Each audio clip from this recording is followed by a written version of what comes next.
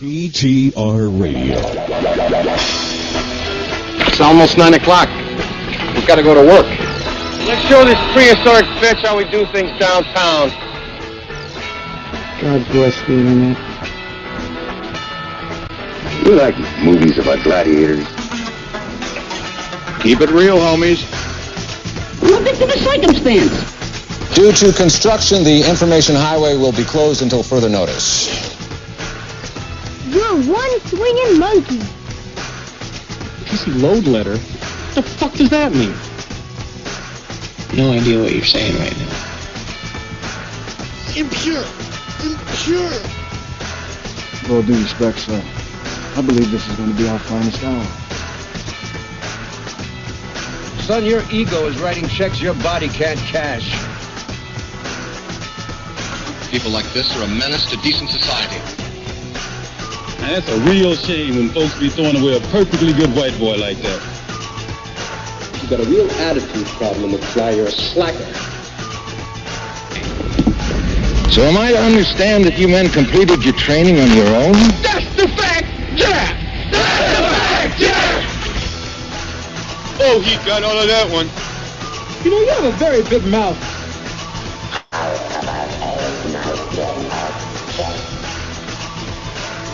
We're on a mission from God. The numbers all go to 11. Oh, goody! With great power comes great responsibility. God damn it, I'd piss on a spark plug if I thought it'd do any good. May I have 10,000 marbles, please? Life moves pretty fast. You don't stop and look around once in a while, you could miss it.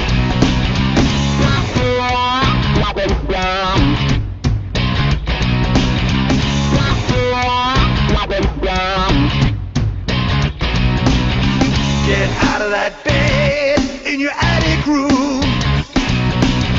Clean all the dust off your mirage. I'm hoping that someone I'm gonna find you soon. Ain't gonna help one bit at all. You don't look as good as you could, yeah.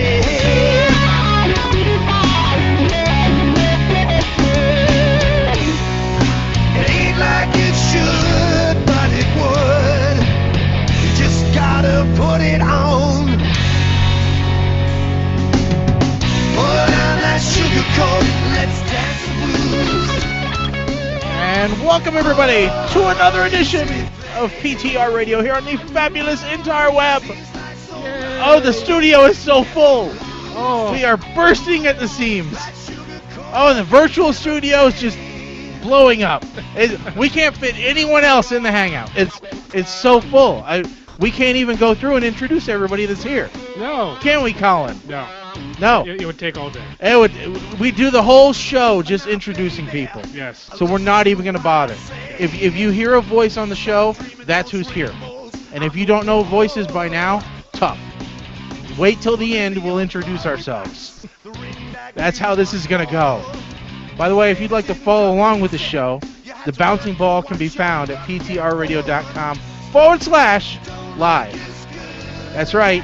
We are keeping up with the chat tonight, and I can tell right now that our cleanup crew, a little punch drunk, as well as aristocrats, are already in there. So it is nice of them to be here for what I'm sure is going to be one of our best shows ever. I mean, we've shed all the dead weight, pretty much. There's nothing left, but just pure excellence, really. All right. So with that said. There is one person that I'm going to say, well, we're going to talk about a couple people that might be missing tonight. And like I said, we won't mention anybody else that is here. No, we have 12 replacements. Yes, we have millions of people, including you loyal fans out there. So Nate isn't here, and I have to get this out right away because he is the most unhappiest person in the entire world right now. He is probably the most miserable human being ever. I mean, nobody is more miserable than him. And I'll tell you why. Because he's on a cruise in the Bahamas. That sounds interesting. It sounds stupid, really. When I say that out loud, Mm-hmm. hey, I'm going on a cruise to Bahamas, but I'm not looking forward to it. Yeah. I don't want to go. I mean, at worst case scenario, you sit on the balcony with a book. Oh, no, you know why he's not happy? Why? He'd rather be at work. He'd rather be at work. Yeah. Than on a boat in a nice warm ocean, stopping at ports of call of exotic locations, drinking lots of rum. Sitting next to the pool. Sitting next to the pool, Watching looking at girls in walk by, bikinis. yeah. Granted, his wife's there, but she's going to be too busy. She'll be too drunk. But he'd rather be at work. Because, God damn it, Colin, work is where you should be all the time, every minute of every day. It is what defines you as a person. It's our Puritan work ethic here in the States. In America, that's right. You are your job. That's it. That's all that he looks forward to is work. He was looking into how much international roaming was for data and phones so that he could be in constant contact with work. So that he could call in and so that clients could call him and he could remote into their machines and fix stuff while in the Caribbean.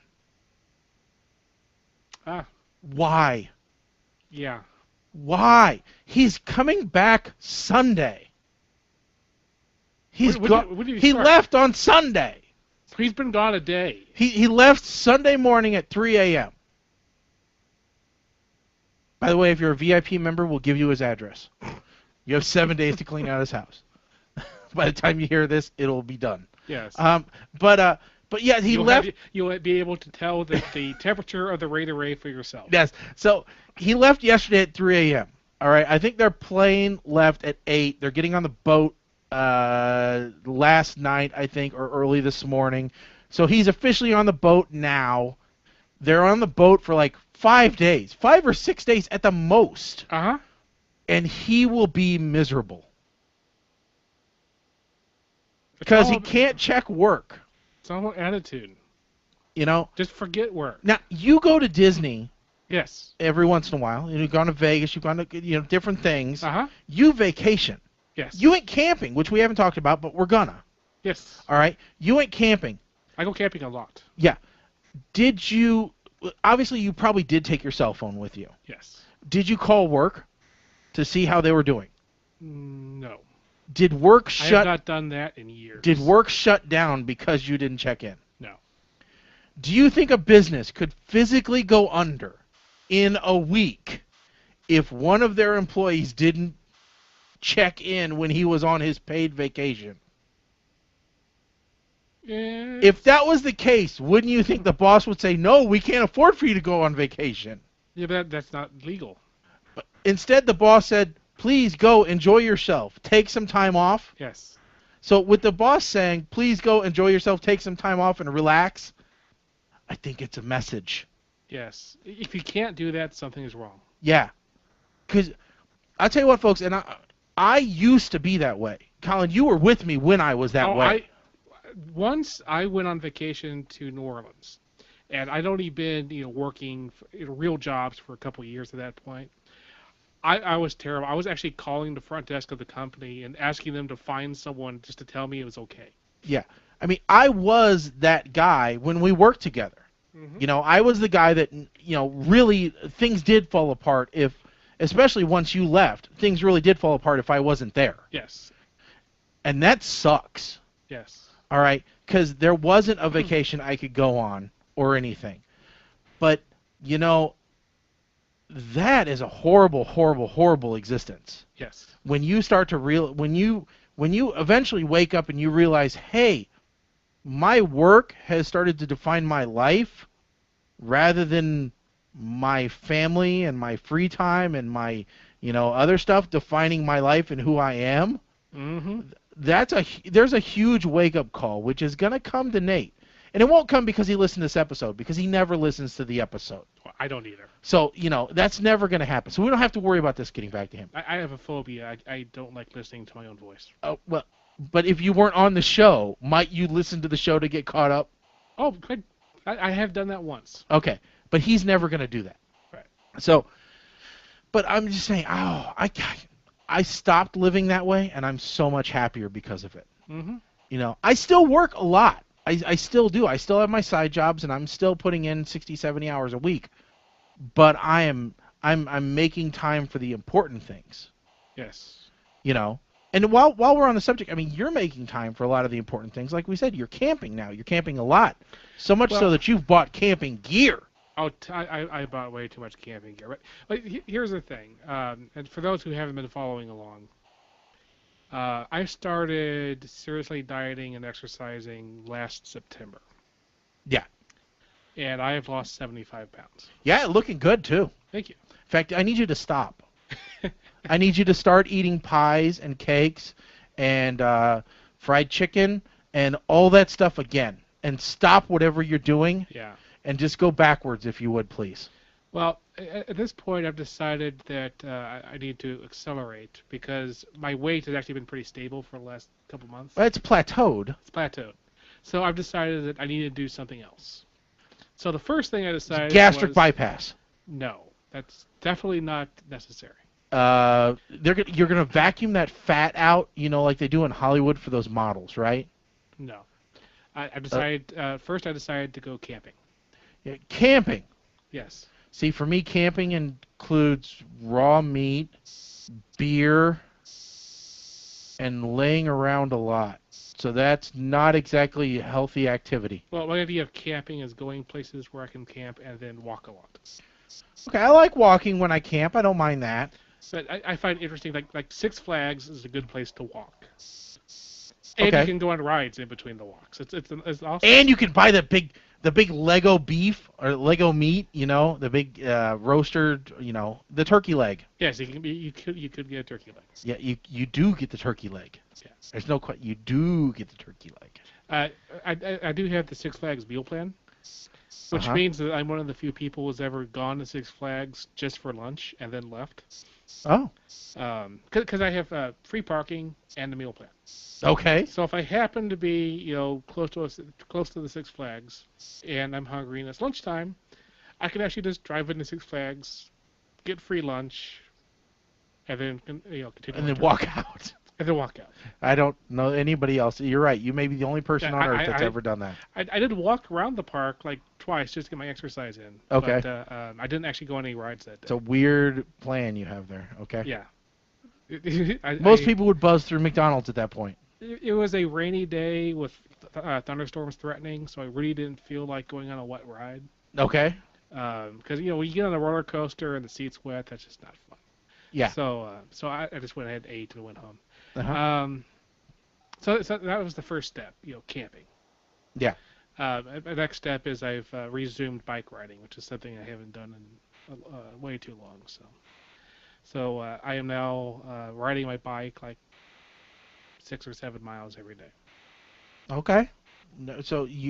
But we were talking about this after the show last time. You wanted to go out and you wanted to find a particular bike, and so when you went out and you didn't buy like the Huffy from Kmart or anything. No, it's a Trek.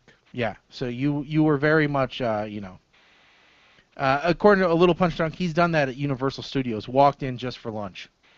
Yeah, I could have done that. We did that when I was at Disney. We get the meal plan, so you could have just walked in and had lunch. Yeah. Or walked in for just a cigar. And I listened to that episode, actually, Rambo, and that was a good episode. I like that. There was a designated smoking area, and somebody told me you couldn't smoke a cigar there. Wait a second. Smoke is smoke. Yeah. I guess it depends on the cigar. Yeah. But no, it doesn't. Smoking is smoking. I don't care what it is. You could have... But there are... Could have lit up a hookah pipe for all I care. But there are differences in cigars. Yeah. There's the kind of cigar... No, there's not. It's a cigar. Who is burning The sign fire? just said smoking area. All right? Rambo could have been on fire, and it would have been allowed in that area. All right? Because it's smoking area. Okay. That's the way it goes. At Six Flags, they actually do have separate. They have a smoking area. Do they have a cigar area? No. But they Pipe area? No, it's the vaping area. Vape area. Yes. You know, they're passing legislation now where they already did categorizing vape, e-cigs, or not e-cigs, but, well, yeah, e-cigs, in with the regular tobacco products now. So, the effort is to get the age restrictions and the taxes and everything else like that. And, no matter what you do, people are going to smoke. Yes. And so you just might, and the more you legislate it and everything else, you're just making it look even cooler. Because smoking is cool. The more you tax it, the more you make it permanent. Yeah. So, I mean, because it's now an integral part of how the... Yeah, I love that. I love that. We're going to tax people away from smoking. By the way, we're using that to finance roads. All right, so what are you going to do if everybody quits smoking? Well, what do you mean? All right, if your idea is to tax cigarettes to get people to stop smoking, and you're using that money for a critical function which must be done, what's your plan for when it actually works? Yep. And I don't know. Hey, I don't know. That's the government for you. Yeah, it is. See, I've always liked my dad and I had this drug plan. Oh, you selling or buying? No, it was going to be step 1, legalize all drugs. Dig it. Good so far. We can stop at step 1. But step 2 was any of the ones that make you go crazy. Like most of them. But you can take the drugs, but you may not leave your house. All right, I'm cool with that. What about the children, though? Because they're always asking, oh, the children.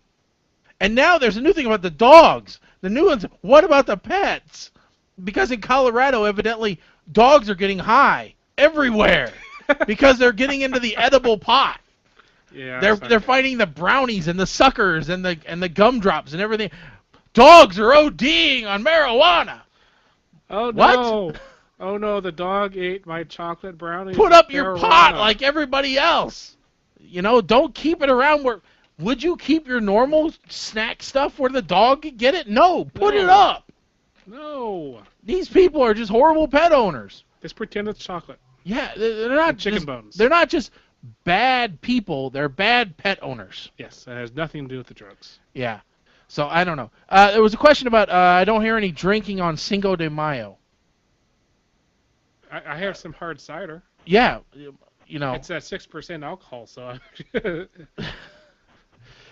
I had fun. And I'll grab a beer here in a bit. I actually have to check on the puppies. We were talking about dogs. I have 4 dogs upstairs running loose. Normally we separate them out, but normally I have someone else tending the house. And right now I don't. Are they on the cruise too? No. No. The wife is out getting a massage because I allow her these little luxuries to make my life easier. And the daughter's working. Otherwise, she would have been on the show this evening, because normally when we have an absence, we let Becca sit in, which, boy, it's amazing. She's going to be 18 here real quick, and she's graduating this year. Yep. It's just ridiculous, really. It's stupid how old we're getting. We really need to stop this crap and just stay where we are. Yeah. I don't want to really get any older. In fact, there were little children over last night.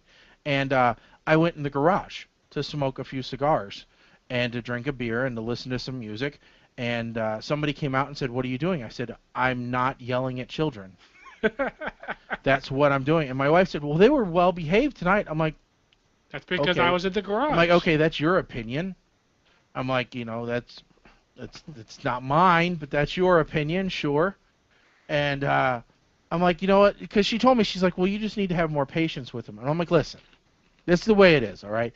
I didn't have patience when I was younger. I'm not going to have patience for children when I'm older.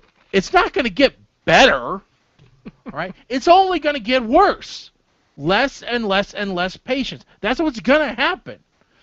But now that I'm getting older, I don't give a crap what anybody else thinks when I say something inappropriate. So when I say, sit your ass down and shut up, I don't care anymore. So that's the thing. I'm going to go in the garage so that my wife doesn't yell at me. It's not really to save the children. It's so that I don't get yelled at. Because I'm reducing yelling on all fronts. Yes. I'm trying to do a good thing here. Leave me alone. Let me smoke and drink in quiet. Peace and quiet. No one will come into the garage because it stinks and there's a haze. I like it this way. You know, this is, so good. I just sit in there. I really need another laptop or computer in there so that I can get some other shit done. But in general, it was pretty good. All right. So we talked about Nate. He's not here. Yes. Mike is. We'll talk about Mike in the second hour. We don't want to blow through everything in 1 hour. So Mike's in the second hour. Yes. Spoiler alert. Yeah. Not on a cruise. Not on a cruise at all. All right. But going back to Nate for a second, I found a dramatization which is the exact embodiment of Nate and why he gets on my nerves a lot. All right? Especially on the show. And I'm going to give you an example. And this is an example which has happened on the show. Okay? Colin, 1,000 people on the street randomly surveyed their opinion of abortion. Give me a number on how many people you think thought it was okay. No, just shoot out a number. I don't have an answer. I don't know. 47. All right, now let me tell you what Nate would do in that same scenario. Well, what city were they surveyed in? Was it morning or afternoon? How intelligent were these people? What religious denominations were they? Because that really factors in. And who took this poll? Was it a Gallup poll? Was it like a Huffington Post poll? Was it a major television? Because people lie to the news all the time. Did they have to show their face? Did they have to sign it? What other questions were on the poll? All these things I don't have an answer to. I have the answer. 1,000 people surveyed. This is how many answered the damn question. I have to admit, the same question went through my mind. Most of the question was, for that particular question, which is not the question you meant, the answer should be 0. I don't think anybody thinks that abortions are great. Yeah, but you got what I meant. Yes, I know. I'm just saying. I was just making a point. Anybody's out. I want to get pregnant and have an abortion. Well, maybe there's somebody who's addicted to abortions. All right? But most people would agree that's probably not a good thing. All right. Let's not get caught up in semantics here, Nate, okay? All right. But that's what he drives me goddamn insane. I want to play Price is Right on a survey, and you want me to have the complete background history of everything that happened and everybody and how many people's names started with A because they have a proclivity to say no to any question that they're ever asked. I don't know. So when I saw this op-ed piece from the New York Times, all right, it's actually it's Op Docs is what it is, because this is a reenactment taken from a transcript from a 2010 court case in Cuyahoga County Recorder's Office. All right, they were sued because they decided to charge $2 per page for photocopies of public documents. Now, the suit wasn't about the price. The suit was about the ability for them to offer electronic copies at a lower or no cost. All right? Because instead of paying $2, somebody wanted to walk in with a flash drive and say, hey, well, you just copy it to here. That way there's no printing costs, there's no nothing, right? Mm-hmm. All right. So this is a dramatization of the transcripts that took place, and this is, you'll figure out who's who. Which one's Nate and which one's me?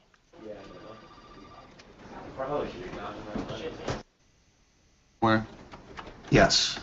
During your tenure in the computer department at the recorder's office, has the recorder's office had photocopying machines? Objection. Any photocopying machine? When you say photocopying machine, what do you mean?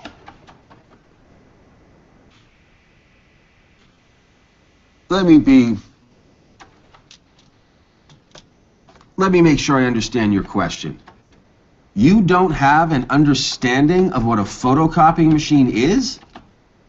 No, I want to make sure that I answer your question correctly. Dave, I'll object to the tone of the question. You make it sound like it's unbelievable to you that he wouldn't know what the definition of a photocopy machine is. I didn't ask him to define it. I asked him if he had any. When you say photocopying machine, what do you mean?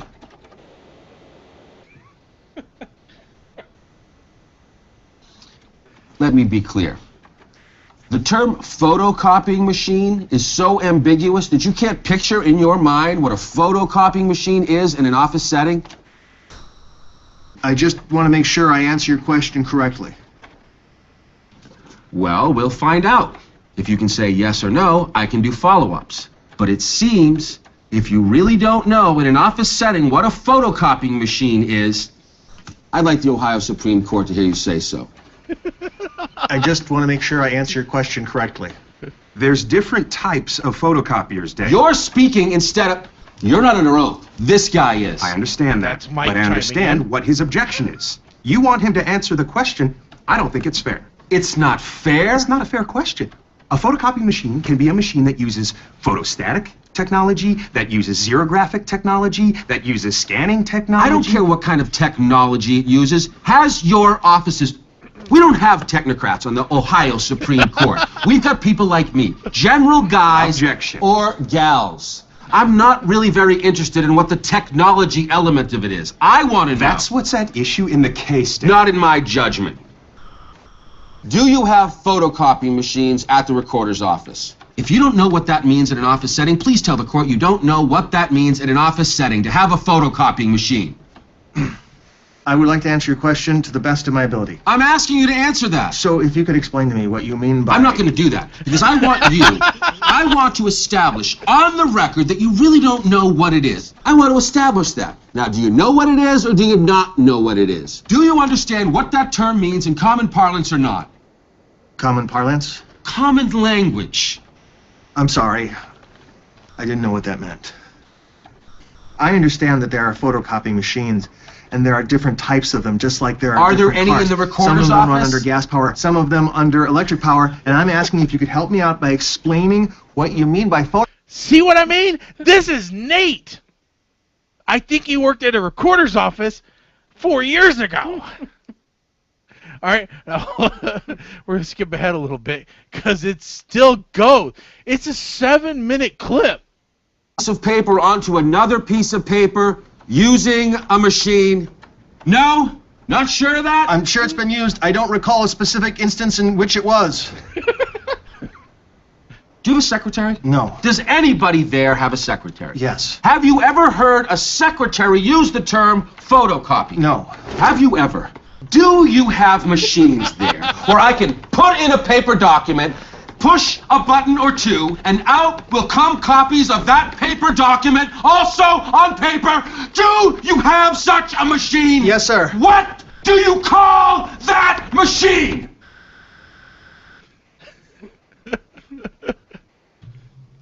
Xerox. See, that's Nate right there. That is him to a T, no question about it. That's So, awesome. That's not a commercial for Xerox. No. That's an actual court case. Have you watched any of these other, what are they called? These are verbatim. No, the op-docs. Have you watched any of these other op-docs? No, I haven't. They have another one where they decided to test out how easy it would be to steal a bicycle in New York. Okay. So what they would do is they would put a bike out. It was their bike. Uh-huh. And they have a cameraman, shooting it from a distance. Mm-hmm. And then I would go and steal the bike and see if anybody noticed. Okay. So the first time they went and they used like a big loppers. Yeah. They just walked up, lopped the lock off, and rode away. And Rode away. Nobody else cared. Yeah. They actually locked the bike up in front of a police department. Okie dokie. And so he went up with a crowbar and twisted the lock off and rode away. All right. So finally, they had a bike that was locked up next to the either entrance or exit of the subway. Mm-hmm. And he had one of those battery-powered angle grinder. And he went up to the bike and it started grinding away. Okay. He ground away. He didn't need to. Yeah. He ground away for 7 minutes. Oh, Jesus. On various pieces of metal. But say, it take you, what, 10 seconds? Yes. No, it's just random pieces of metal. Yeah. He ground away for 7 minutes before a cop showed up. Jesus. And asked him what he was doing. Stealing this bike the long way. You didn't stop me before. Why the hell are you going to stop me now? So the consensus was locks are pretty useless on bikes in New York City because you can just steal it. They said one of the ones, someone came up and said, "Hey, is that your bike?" And I said, "Yeah." I said, "Okay," and walked away.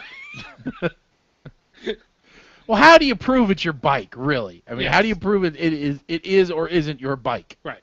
You know, there's no bike registration. No. You know, yeah, but yes, I mean, I definitely believe that. So it's just, but yeah, I'm gonna have to watch more of these because I totally believe that this happens in court all the damn time. Yeah.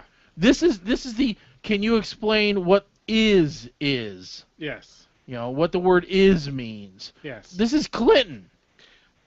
But to give them, some credit, lawyers can really, grab onto the smallest little This thing. is such a plan between this idiot and this lawyer as far as, okay, this is how we're going to play this case out. Oh, yeah, right? yeah. You're going to act like a total moron who doesn't know what a photocopier is.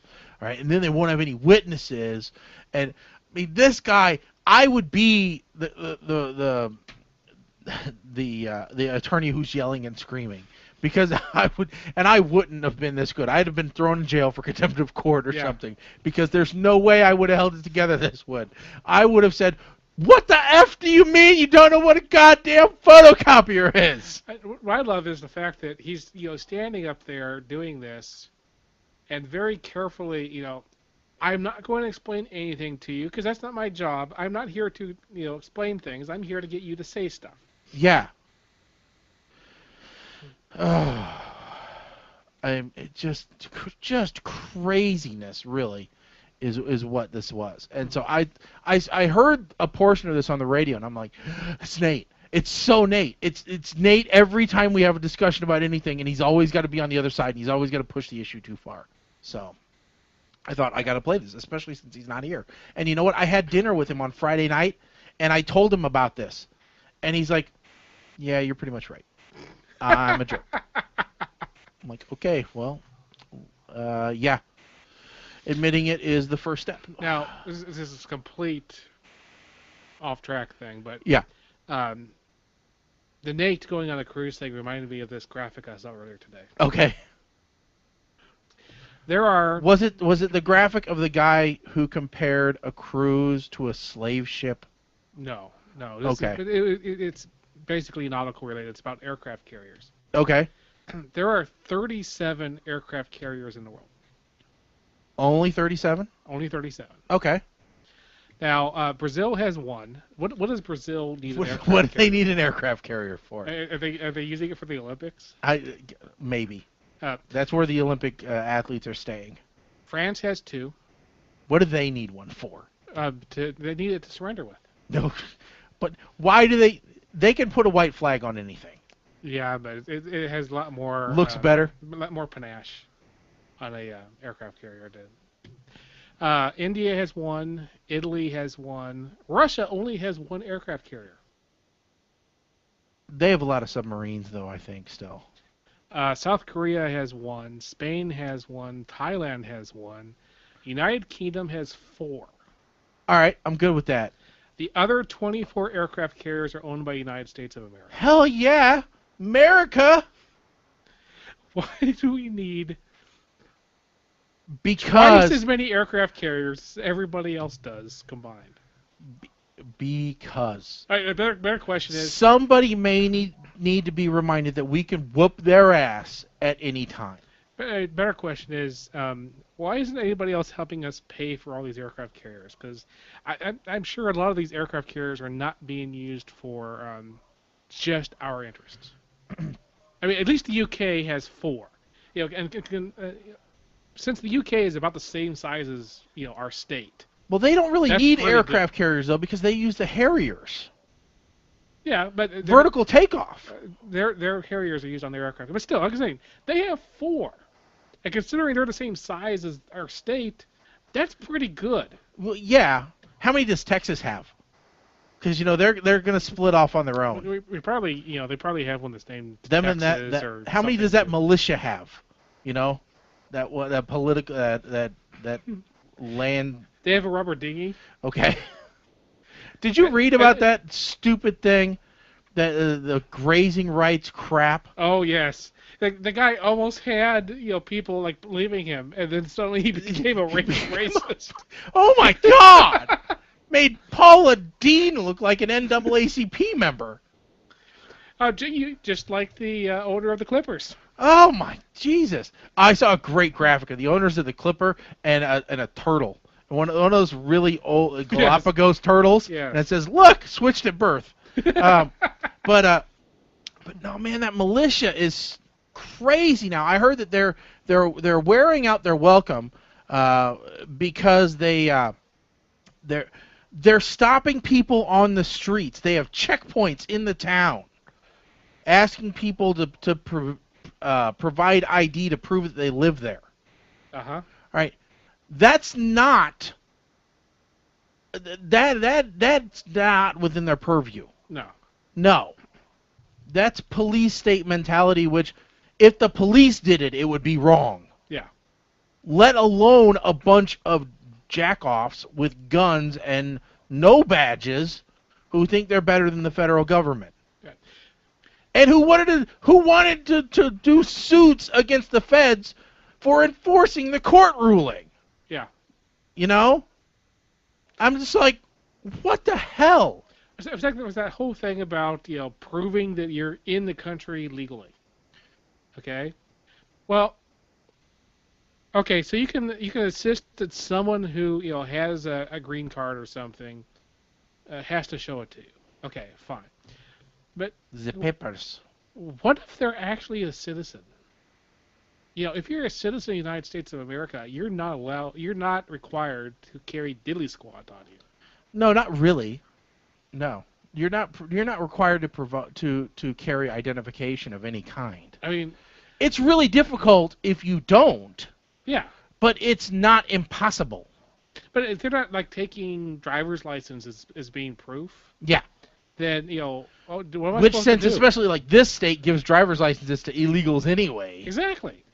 So What's the point? So am I supposed to carry around a copy of my birth certificate just to make you happy that Mr. Gestapo? Yeah, man, I tell you what, world is going to hell in a handbasket. And I read another good article today. According to Rambo, if an officer asks you for your ID, yes, you are supposed to have a state-issued ID. Well, that's true if you're driving. Yes. But if you're just walking down the street, right? I don't think there's any law in the books. He says his dad's a cop. Is there? But I'm 14 years old walking down the street. No, you are not required to have any ID. And it could be, I don't know, maybe different laws, different states. But I don't believe in any citizenship class that I took, and I earned citizenship in the city, state, community, and world, nation, all those merit badges. I didn't read anything about having to provide your identification to anyone, for, whatever, just walking down the road. Right. So, if you're driving, you're required to show your ID to prove that you are allowed to drive. Licensed driver. The rest of the time, there's plenty of people that got their licenses took away that didn't get a state ID. Right. There are plenty of those people. You're not. There's plenty of elderly people that gave up driving and didn't get a state ID. Mm-hmm.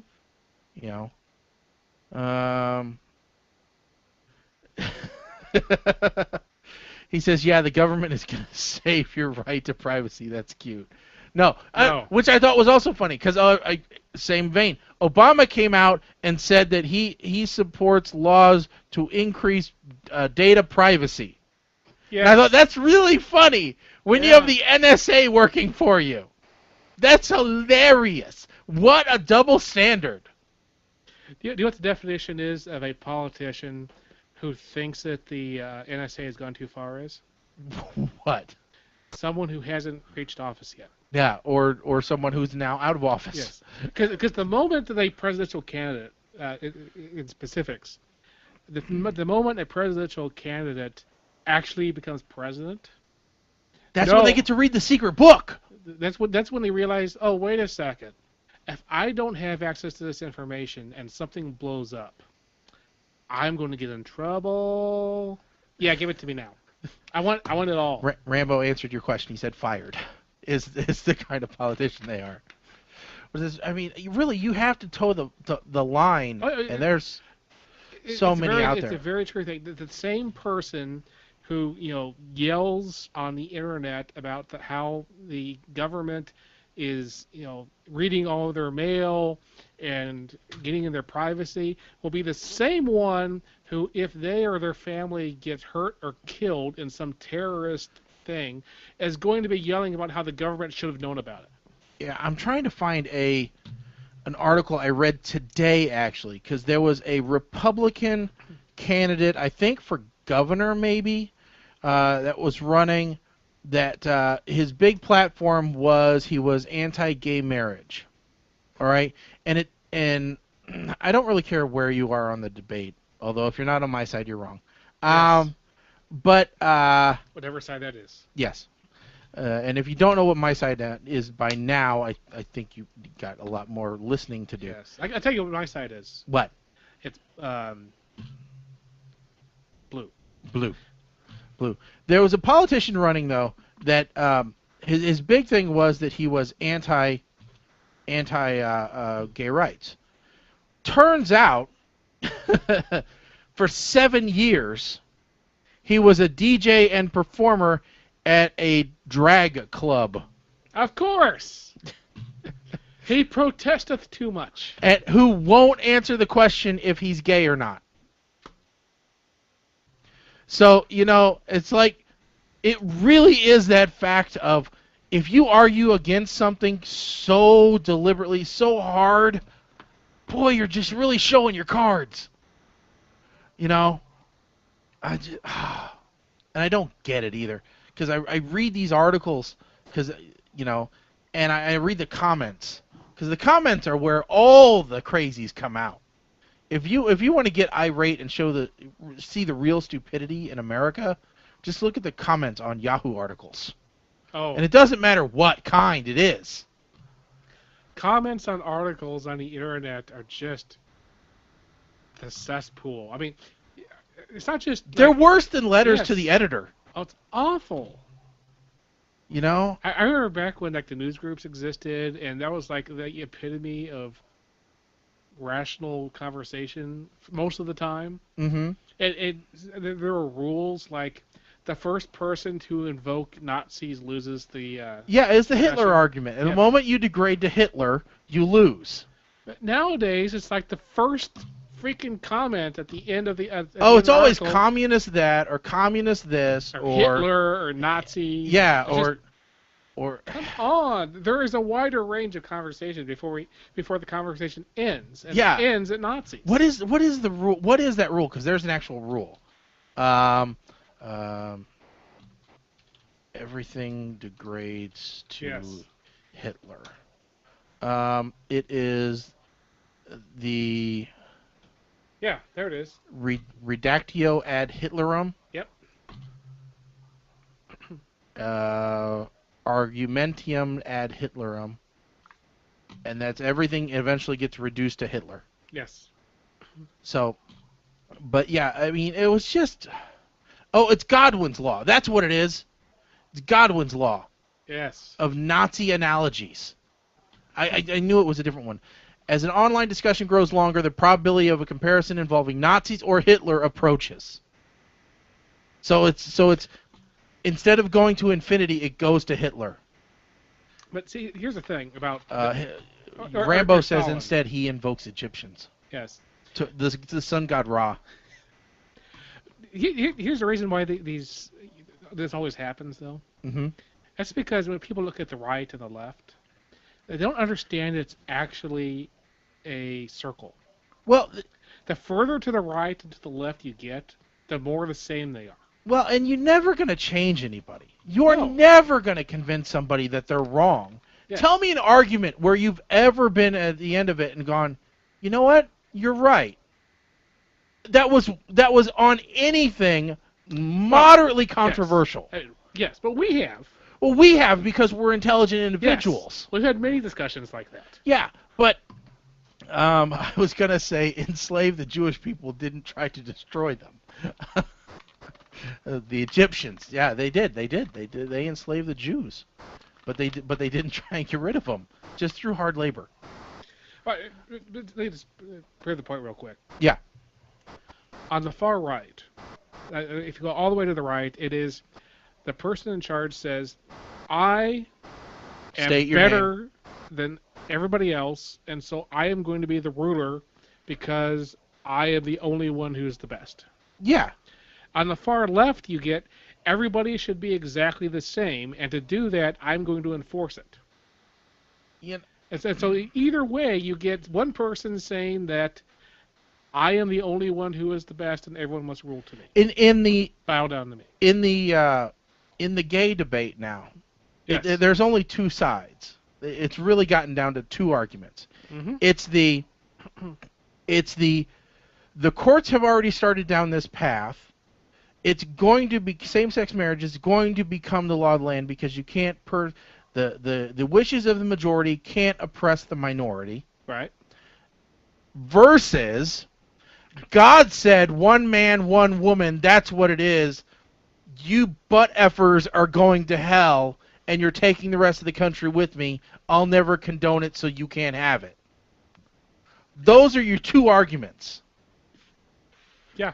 All right, that's all that those eventually dial down to, is those two sides. Yeah. That's what it didn't start that way, but it has definitely become that. You know, and I'm just like, I understand the one side where you've got law on your side. You're right. The majority can't oppress the minority. Mm-hmm. That is the way it is, and I'm sorry, guys, that dig your religion and that is your right to do, and I completely understand you having that opinion. Yes. However, we're not a land of the Bible. Well, no, that's not what's stupidest. What's stupid is someone sitting there talking about how in the Old Testament it says that, you know, homosexual is bad, and they tell you this as they sit there eating their pork chop with their new wife, you know, their second wife, eating pork chops and crabs, yeah, and not taking their mildewed sheets to their priest. You know, the thing I get is the thing I don't understand is, well, actually, I completely understand. I completely get it. All right. Mm-hmm. People who are of the opinion gays are icky, all right, and they shouldn't have the same rights. Those are the people they're of that mindset, and so therefore, you know what? I've got the Savior. In the Bible, it says this is wrong. So that one I'm gonna hold on to, and I'm gonna abide by that one. But everything else in the Bible that they say is wrong that I do, that one I'll be okay with breaking. You know, that's what kills me is the hypocrites. Yes. That say, you know, because it basically says, if you read the damn thing, it says all sins are the same. They're all measured the same. There's no one which is greater than the other. Right. You know, but, you know, anyway, regardless. Yeah, but take the opposite tact, which is hilarious that we're going down political things this week. But anyway, there is an opposite problem, which is this. So you can't have a debate.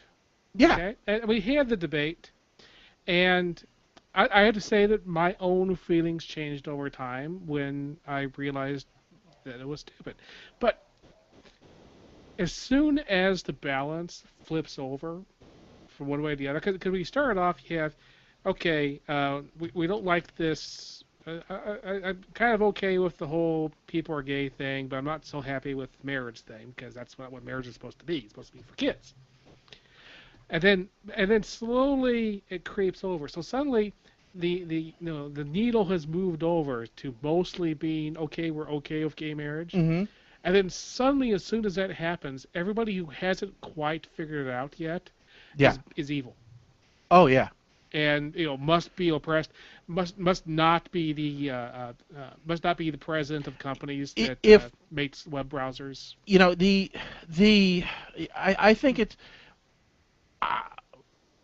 it's not everybody that thinks that. There are a lot of people in the gay community that think that, you know what, you have your opinion and you have total rights to your opinion. And you know what? Congratulations, you have the right to fight me on this issue. Mm-hmm. And you have the right to present your arguments. Yes. And if you have a valid argument why I should not have this right, then all for it. But you have to give me an argument other than you don't like it. Yes. That's what they're saying in court. They're saying in court, yes, you have to give a valid argument why this is bad for society, why it's in the best interest of this nation for this not to happen. Yes. And you have to have scientific examples which are backed up by real-life data, not just circumstantial, not just, anything else. You have to have actual proof. And they're saying, listen, if you have that, fine. Right. We want a fair fight. We don't want to. There's a lot of people are saying, listen, we don't want to push our ideals on you.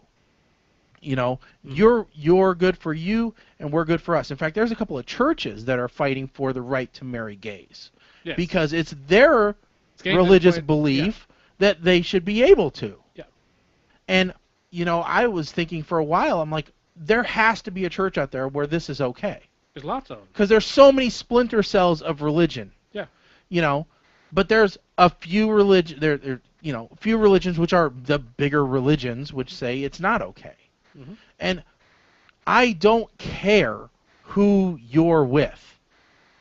I really, man, woman, I don't even care if you want a donkey. All right, if that donkey can sign their name and say, yes, I love Bob, then that's fine. But you show me that donkey signing their name and saying that they love Bob, all right? Yeah. When that donkey can sign their name and say it, and I see that donkey driving you on a date, picking up the check, then that donkey and you can have a white picket fence house in the country. When I see that contract where Francis the Mule says that they, are, do you know who Francis the Mule is? No. Francis. I know Dominic the Donkey. I think Francis was the original talking. Okay. Like Mr. Ed was based off of. Oh, okay. Was ripped off of Francis. So if Mr. Ed. Yeah. If Mr. Ed signs on the dotted line. Yeah. That he and what was his name? Bob. No. John. Alan? No, is that the actual actor's name? It was the actual actor's name. Yeah. If Mr. Ed and what's his name? Yeah. Wilbur. Yes. If Mr. Ed and Wilbur want to have gay marriage, and Mr. Ed will sign on the dotted line. Yes. Then we're okay with that. Yeah. I'm good with it. Yes. I have no problem. But no hoof taps. No counting. None of this crap. I want him to pick up a pen in his paw, or his mouth is okay. He doesn't have opposable thumbs. No. All right. I want him to sign his damn name, and like I said, I want to see him go out on dates first. This can't just be a Las Vegas wedding. Yes. All right. This needs to have some run up. I want to see Wilbur go meet Mr. Ed's parents, ask them permission. They need to say okay. Mr. Ed needs to be swept off his feet. Wilbur needs to get down on one knee. Jumbotron, whatever it takes, whatever Mr. Ed wants. I want to see him check Mr. Ed's teeth. Yes. I want to see a happy horseman couple. Yes.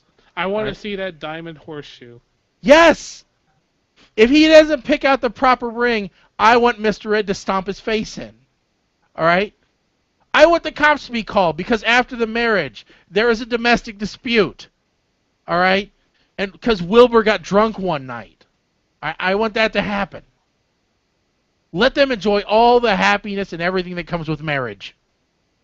But as long as it's consensual. Have we gone too far now? I don't know where we've gone. Was that too far? We didn't go to kids, so it's all right. I didn't mean kids marriage. Yeah. I mean like Wilbur, Mr. Ed, like in Percy Jackson and the not Minotaurs. What were they? Half man, half horse. Oh. Those things. Centaurs. Yeah, we didn't go centaurs. Little baby centaurs running around. Yeah. Imagine changing those diapers. That would suck. Especially as there's no difference between an adult and a child. Yeah. Tor. Yeah, they have no control over their excretion. True. Boy, the cost of shoes would be crazy, though, wouldn't it? I mean, how often do you have to replace shoes on a horse? I don't know. Because I know infant shoes are not cheap. Mm. They're kind of expensive. So, anyway, we're getting away from the core topic here. We had a core topic? Yeah, we did, really. So there was, like I said. Now, okay, let's cover one simple thing. We shall do, speaking of dumb things, because we are all about the dumb. I'm going to do this, and of course, timed out, because that's the way it happens. We're going to go to some Yahoo stupid questions. Because what we've been prompting hasn't been dumb enough. But there's a list out there of some dumb Yahoo questions. And we're going to get to that here as soon as I get this out. All right. So, really dumb people go to Yahoo Answers. And Bro My God has been nice enough to put some of these together. So here's a question posed by Robert. Do you think NASA invented thunderstorms to cover up the sound of space battles? I sent them back in time so that Ben Franklin could fly a call. The answer to that, which got the upvote, was we think that you should go see a doctor. Here's another question. What is a person from London called?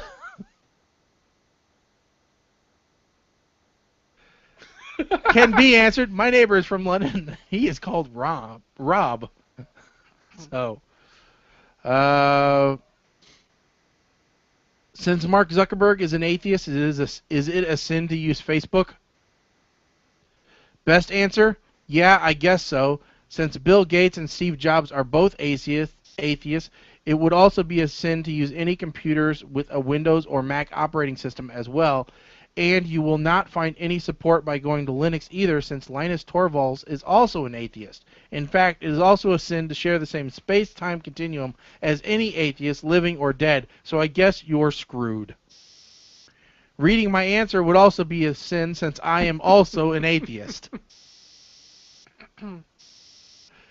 Here's one. What percentage of water is celery?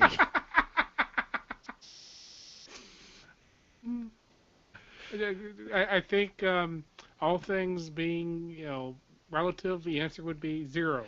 0% of water. Yeah, water. Best answer?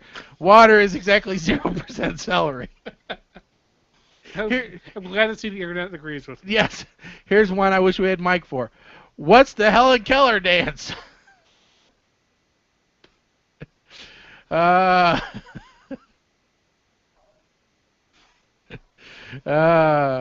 Here's one. Help, I farted during a kiss. Why do you put this on the internet? No, I actually saw a Dear Abby with that almost the same question. Okay. Or is the advice goddess? Yeah. Yeah. Here's one. Goddess. If I eat myself, would I become twice as big or disappear completely? Either way, you'd be a cannibal. What does the Bible say about smoking marijuana? Answer, I don't know. I used it for rolling paper. Here's one. Please help. Very popular techno song they play at clubs. It's like dun dun dun dun dun dun dun dun or dun dun dun dun dun dun dun dun dun dun dun dun dun dun dun dun dun dun dun Mary had low limb. Best answer. Some babies were dropped on their head, but you were clearly thrown at a wall. Hey, going back to our last topic, do gay people have feelings? Answer, yes, they hate you.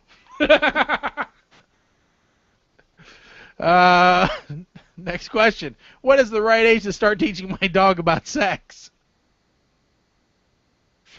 Best answer, I eat massive amounts of spaghetti. What? Next question. Is pepperoni pizza vegetarian? Yes.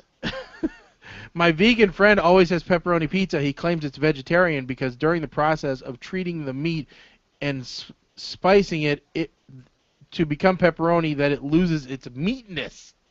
Is that right? Meatness? I would say your friend isn't really a vegetarian or a vegan. Loses its meatness. That's hilarious. Does a cheese lose its cheesiness when it melts? At what point does a crust lose its crustiness? What are the rich and poor areas of Los Angeles? Best answer, poor areas where you live. Rich areas where I live.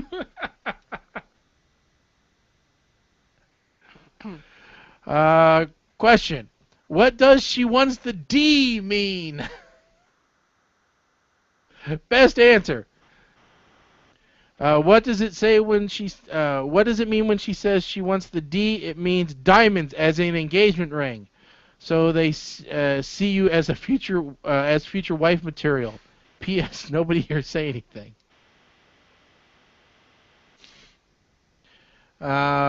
Is Christian Bale a Christian since his name is Christian? Best answer. Is Mitt Romney a baseball glove? Evolution question. How did sloths survive for so long? Best answer. They worship Satan, clearly. Bare minimum. Spelled B-E-A-R. What is the bare minimum to get into Yale? I go to a college preparatory private school. Does that give me any type of advantage? Best answer, knowing how to spell. Question, is it okay to promise my firstborn to the devil? Question, have you seen my internet? I can't find it. Are there some types of bat that can make a noise that humans can hear? Answer, baseball bat, cricket bat. Did Hitler come back to life? I swear I saw him at Walmart.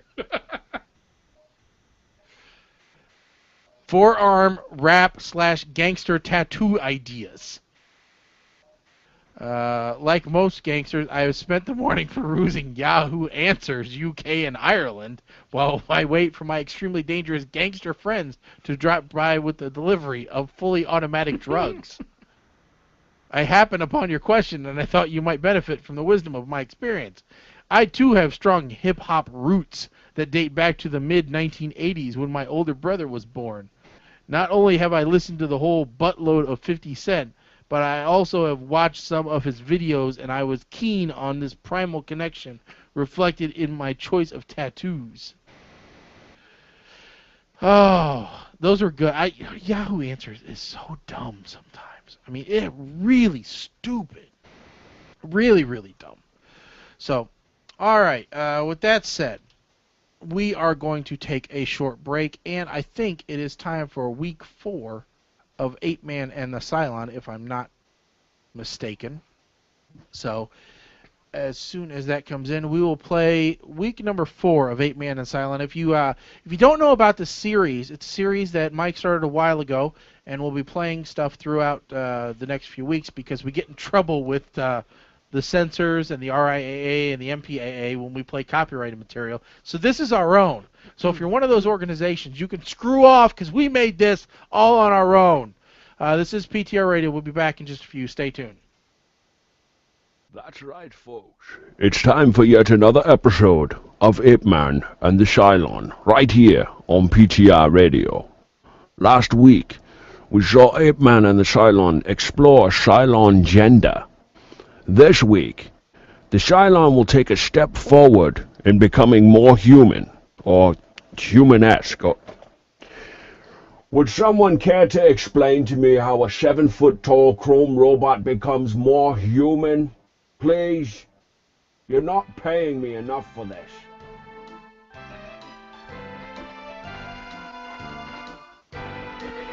Someone has decided that he needs a real name. Okay, that's actually a good idea. I'm running out of things to call you. Someone has calculated several names and would like Ape Man's opinion on them. Oh, good. You've put some thought to this. All right, so let's hear what you got. The first name is Juanita. Okay, Juanita is a female name, not to mention a Latino name, and you're not Latino or female, so that's out. Very well.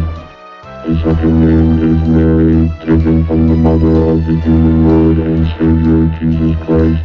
No, again. Female name, Mr. Potato Head. Impossible. No, trust me, it's a female name. Mary is a female name. Cylon meant impossible that Ape Man would know what the third name was. No, you can't name yourself Mr. Potato Head either. Why can't Cylon name himself Mr. Potato Head? Because you can't, Tin Man. That does not compute. Trust me, okay? You can't. What else you got? Those are all the choices Cylon came up with. You're kidding, right? Cylons do not have a sense of humor. Oh, you're killing me. So the three choices I have to pick from are Juanita, Mary, and Mr. Potato Head. Are you telling me that after all of this time, that's all you came up with? Affirmative. Now, what about John instead? You know, we could call you Johnny or Johnny Boy. This is not acceptable. Cylon has offered Ape Man 3 options. Ape Man has selected none of those 3. Perhaps Cylon does not deserve a name. Now, hang on a minute. You deserve a name. We just have to find the right one. You know, what about Flash? Calculating. Flash is acceptable due to the reference to the human movie character Flash Gordon and reference to Cylon's chromed outer shell. And good because you move so quickly. Alright. Okay, good. Flash it is. I like that name. Flash is glad Ape Man likes that name. Can Flash give Ape Man a hug now? You've been going to Cosmo Online again, haven't you? Flash must still remove canine excrement from yard now. No. Get back here and answer that question. The dog shit can wait. No, you answer my question. I told you not to go there. Tune in next time when Flash tries to convince Ape Man he's ready to venture into public. Ape Man and the Cylon, exclusively on PTR Radio.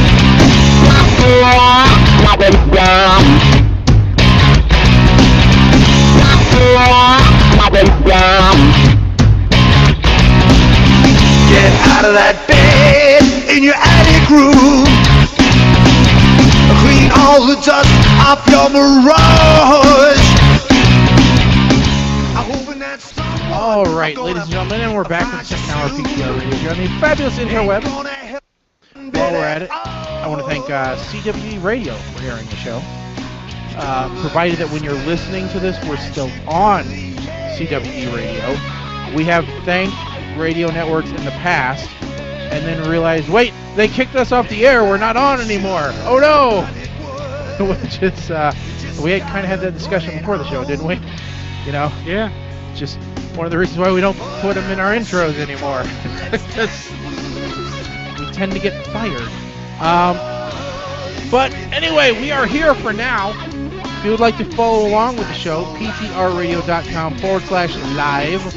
Or if you're listening to us afterwards and you want to check out any of the links that are on the show, ptrradio.com is our website. You can check it out. Lots of stuff that you can see with your eyes, unless you're blind, and you can see with your fingers or with your ears. We do have a fairly strong blind listener contingency still from a previous one that we were on. Now, Colin, we need to discuss the other missing member of the show, I think. Second hour, as we talked about. The one who's not on a cruise. The one who's not on a cruise and hating it, yeah. So we are minus the 8-man, and we hope that you guys did like 8-man Cylon. That's week 4. That's out there that we did. But Mike is not feeling well today. He, I was sick for the longest time, and still occasionally have a cough or two, but luckily it's not to the point where I can't do the show. And we all kind of battled with this cold that was going around, and it seems like now it's Mike's turn. But Mike actually has an official diagnosis of what his is. Oh, and it is walking pneumonia. Oh. To which my answer was, but you sit on the show. It's not talking pneumonia, it's walking pneumonia. So just don't go anywhere, sit down, have a relaxing time, put headphones on and talk into the microphone. You'll be fine. No problem. I don't understand what the issue is. The doctor should have told him this. Hey, as long as you sit down, you'll be good. Just because your lungs are full of fluid, yeah, doesn't mean you can't talk. No reason to schlep on your responsibilities. But so who knows? Maybe he'll be good for the. Hopefully he'll be good by the next show, and by then we'll also have Nate back, so we'll know how bad he is. Of course he'll probably be too busy with work to make it. See, but Mike, being the loving husband that he is, he went out and helped his wife with their very first event. Mrs. 8-Man is running a business now, who also happens to be a great sponsor of the show. So if you want to go to, and I got to look this up so that I get it right, it's Butterstown. Believe it's butterstown.com. That's BUDDERSTOWN.com. That is her shop where you can purchase all kinds of different things, including, I believe it is out there. In fact, look, we're listed as a friend of Butterstown. Look at who we're with. We are surrounded by great people. Furry and Fabulous Pet Grooming, New Beginnings Animal Rescue, Homeless Animal Lifeline, Woodbridge Animal Society Volunteers, and PTR Radio. Us. We're there with all those nice people. This dirty, gutter-minded show is with animal rescue people. We do good things. I have to commend her, or maybe it was him, but I'll say her. Yeah. On also buying the Butterstown URL as well. Oh, good. Yeah. So if you misspell it, and you use T's. He used T's. It still goes to the same place. Yeah. So butterstown.com, and one of the things that they're doing right now, which if you follow them on Facebook or Twitter, you'll find out one of the big things they're doing right now is they're doing this big shirt deal, and there's a minimum order on the shirts. So it's very important that we try to get up. If you, especially if you look at them right now on Facebook, you can see they're pushing that real hard. I've bought one already, so it is something to get involved in. We'll be posting a link on our Facebook page. In fact, we already have. We'll post another one just so that it's up there. But they're doing a big T-shirt drive. So, it's a good thing. It's a good cause. A portion of the proceeds goes towards a no-kill shelter, which we're all in favor of. We all love animals. Yes. And getting a note from the guys over at Punch Drunk, all 3 of them are there now. All 3 people from the show. So everybody showed up to that show. All the hosts reported for duty. And one of them is probably sick and dying, and I don't know which one it is. But one of them is probably on death's door, but they showed up to the show. All right? The other one, he's not bitching that he's on vacation. All right? He showed up and he's doing his job. Oh, That's no, what it's about. Don't take me on vacation. I don't want to be on a cruise with free right. food and drink. They're all there. They're all doing their job. They're getting ready for 9 o'clock Eastern, and they're going to do a hell of a show. And we probably won't listen because we always wait till the podcast. Yes. But, you know, who knows? If I'm working late, I might still listen. It's actually fun to listen to them live. You know, it is a little bit different, but it's it's different than our show, obviously, because who would want 4 hours of our show? That would suck. We couldn't do 4 hours. No. You know, this 4 hours is ridiculous. Remember when we used to do a telethon, and we'd do 3 hours. Yeah. Remember that ridiculousness? Yeah. That's not going to happen again. Never. Yes. But on the other hand, we once did like a 1 hour show, and that just is. That was too much. That was too short. Oh, see, we're getting stuff from the head of the network saying, yes, you can do 4 hours. No, we're not gonna. We're just saying it's not gonna happen. And Punch Drunk is saying, well, we could. You go for it. 9-1. You have fun. All right. We are not going to be here. So we like 2 hours right now. Especially with just Colin and I. Yes. You should have seen. You guys didn't get to experience the Colin show because we've never played it for CWE. I don't think they've never gotten to hear the Colin show, which was one week. I wasn't going to be here. Nate wasn't going to be here. Mike wasn't going to be here. And Colin said, "I'll do a show," and holy crap! Yeah. He did You manned up. You did it. And I did it. It was the first show I ever had done on my own, and I had no clue what I was doing. No. But it's probably more interesting than Colin's show number 2. Yes. Which was my... that was your Silverlight type talk, or your RIA Services talk. It was my RIA Services talk. Yeah. But... where I had lots and lots of people all connected at the same time. Yeah. But no, we're not going to do it right now. I'll tell you what we are going to do. We're going to talk about phone calls.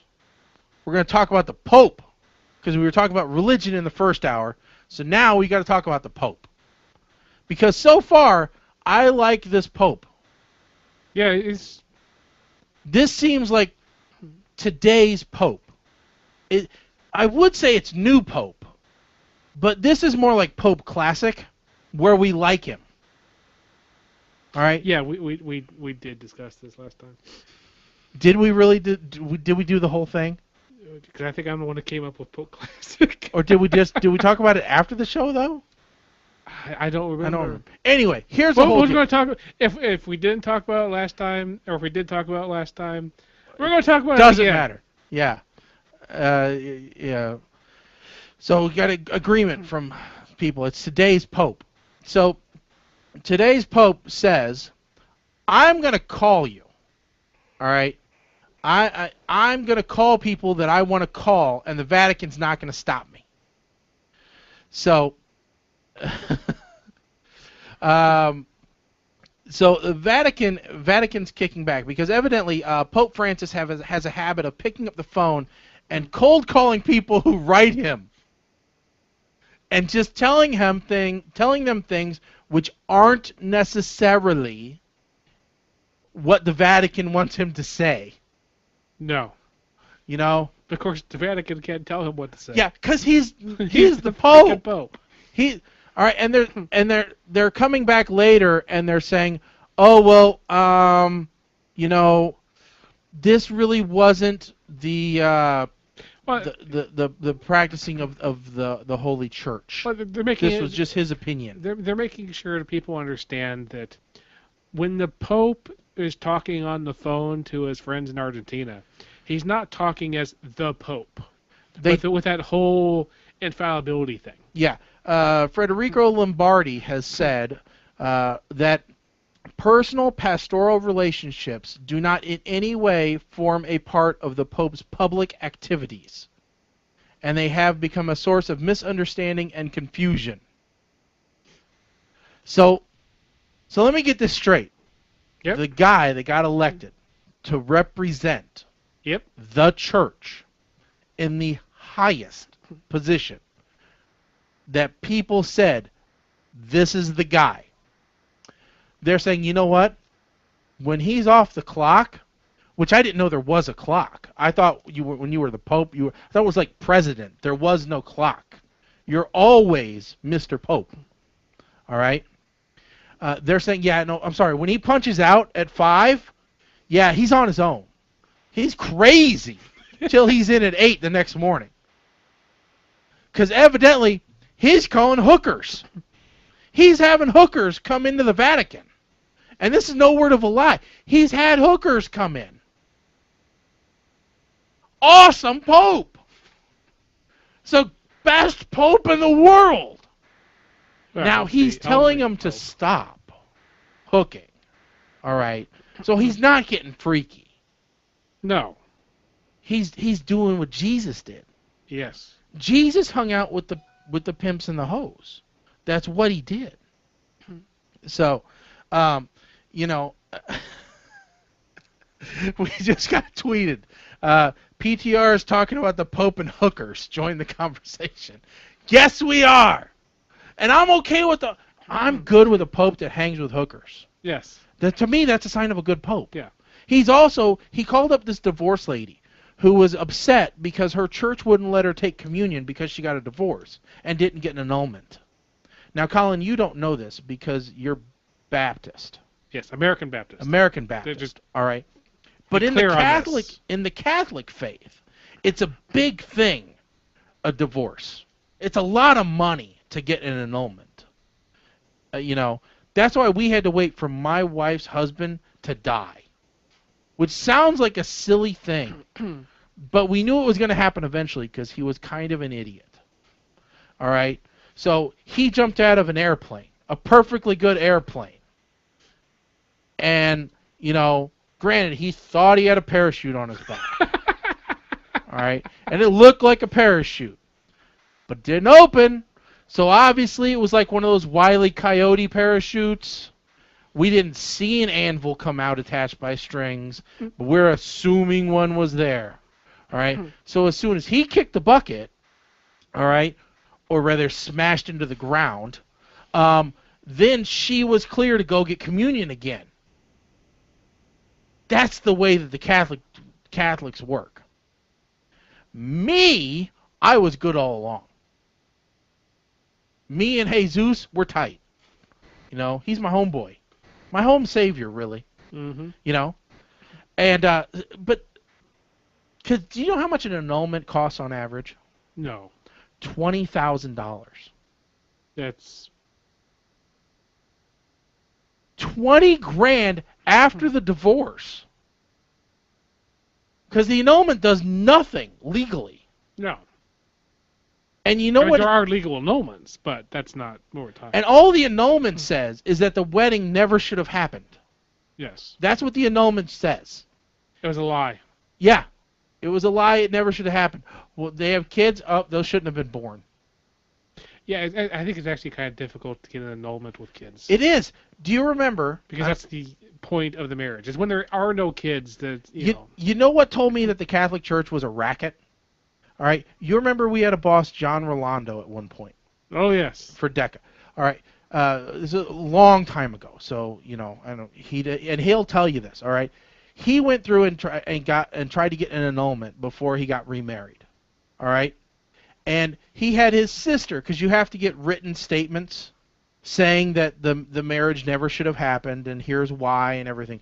He had his sister supply one of those statements, and it got rejected. His sister was a sister. She was a nun, and they rejected her statement. Excuse me? What the hell? You gotta be smoking that crazy swashy stuff, smoky shit that you wave when you're going down the aisles to reject a nun's thing, all right? The nun told you. Yeah, it's nonsense. Very good. I'm sorry. What? Yeah, they said, oh, I'm sorry, we could reevaluate it if you paid us more. All right, extortion. Oh. Yeah. In from the chat room, it's none of her business. Well, I'll tell you what, he was none too happy that they rejected it. So it's just crazy. The Catholic, and this guy's trying to bring it back. He told the lady that called him, he's like, listen, you know what? It wasn't your fault. He divorced you. You didn't want it. You tried everything to fix it. Right. So it's not on you. Right. Technically, that's not what the Catholic Church says, but yeah, that's what he said. I think he was right. Mm-hmm. My wife was complaining the whole time. Again, in from the chat room, divorce, Catholic Church says none on my watch. Now, technically, you were not supposed to be doing community either. No, you're right. Technically, I wasn't supposed to. Because you... But I was a heathen, so, you were inducing her... Well, I was living in sin. But you were the one causing her to commit adultery. No, that doesn't matter for me. The big thing was we were married, but we weren't married in the eyes of the church. According to the articles about this thing that you were just reading about, okay, it's because you were causing her to commit adultery. I don't know. Okay. Anyway, regardless, it says the person who knows very little about the Catholic Church. Yeah. That's usually the way it works. The person that doesn't know anything about the Catholic Church knows more than the person who was Catholic. Because thank God, not really anymore. I have denounced the Catholic Church. Not officially or anything, but pretty much. You're not running down the halls down the aisle of the church going, Satan is my savior! No, I haven't done that or anything. There's no goat's blood on my door or anything like that. All right? But I have switched over to a Christian church, which I still don't agree with everything that they think either. Mm-hmm. But, I do agree with more of what they think. I'm still looking for that Church of the Common Sense. Yes. And I haven't found it yet. The problem is that if you do find something like that, then it's a little bit, after you go there for a bit, you're like, do you guys actually believe in anything? Because I'm not sure. The Catholic Church believes in two things. All right? Money and cover-ups. They're really good at both.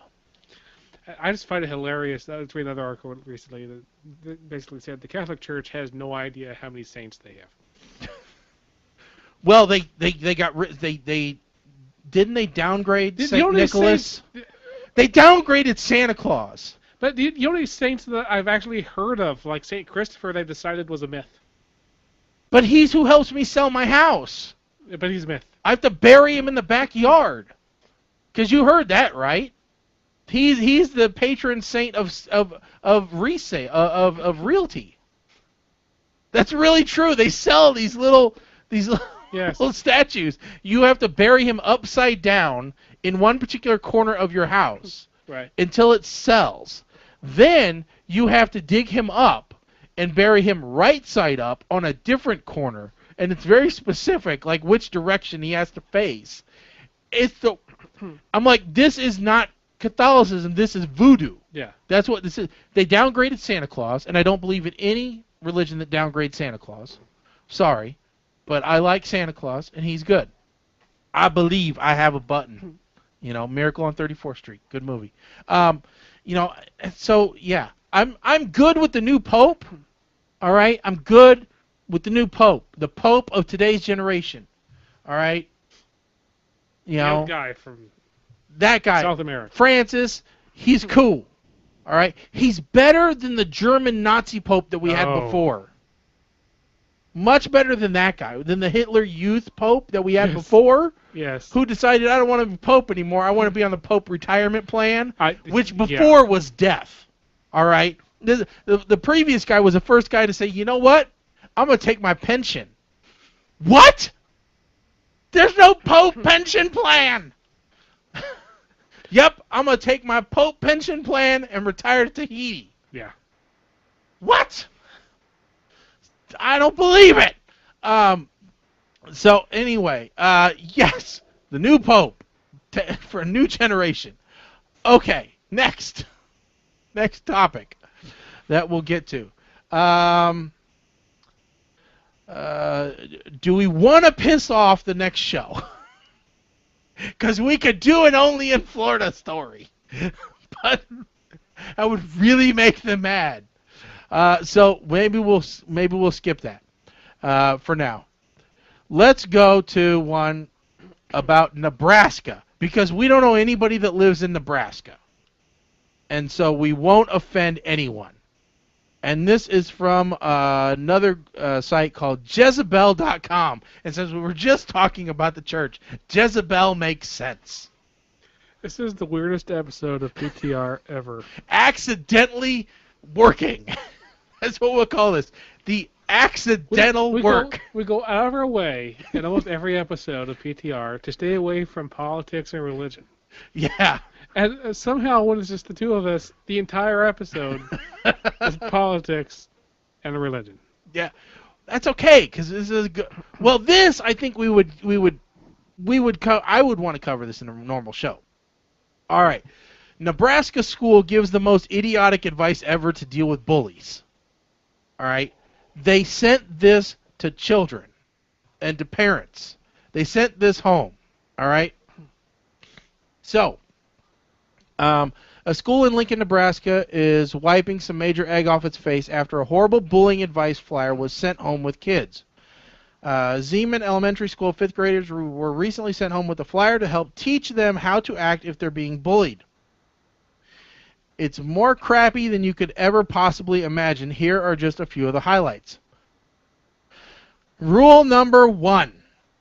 Refuse to get mad.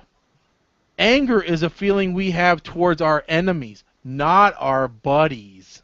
When you get angry, you are treating them like they are an enemy. Besides, if a bully finds out he or she can get you angry, you become their puppet and the bully controls you. That particular rule is actually okay, because in any battle, the first one to get mad loses. Okay, but wait a second. If somebody's punching you with your own fist... Yes. And taking lunch money out of your pocket. Yes. They are the enemy. Regardless of how you feel, they are the enemy. Yes. It says treating them like they are an enemy. They actually are an enemy. Yes, that part is crap. But the hold down your anger thing, that's actually... All right.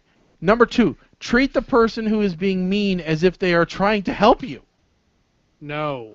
That's the, why are you hitting yourself? Why are you hitting yourself? Why are you giving yourself the atomic wedgie? This is making the victim the one that's wrong. That one's, that's bad. No matter how insulting or mean they may sound, be grateful and think they really care about you. This does not mean you have to believe what they tell you. Wow, I'd love to see their How to Deal with Rapists article. Yeah. You really wanted to have sex. That's right. It was your fault for what you were wearing. Rule number 3, do not be afraid. Fear is something we feel towards our enemies. They really like that word enemies, not our buddies. When you are afraid, you're treating the bully like an enemy. If you are afraid, you are automatically putting the bully in the stronger position and you are automatically losing. And since the bully wants to keep winning, they will continue doing things to make you feel afraid. Wow. Yes! That's what bullies do! Bravery, by the way, is not feeling fear. That's right. If you don't feel fear, that's not bravery, that's just you're stupid. That's right. It's not that you're not afraid, it's that you have the power to overcome fear. Yes. That's what Green Lantern taught us. Thank you, Ryan Reynolds. Best actor ever. Deserves an Emmy. Number 4. And an Oscar. And a Tony. And a Tony. And an American Music Award. Grammy. And a Nickelodeon Award, too. Rule number 4. Do not verbally defend yourself. We defend ourselves from enemies. So we are treating the other person as an enemy, not a friend. When one person attacks the other, it is the defender. The attacker is in the stronger position. So the defender is automatically the loser. If we defend, we lose. So don't defend yourself verbally. Don't call out for help. And don't say stop. If you're being raped, don't say stop. Don't say no.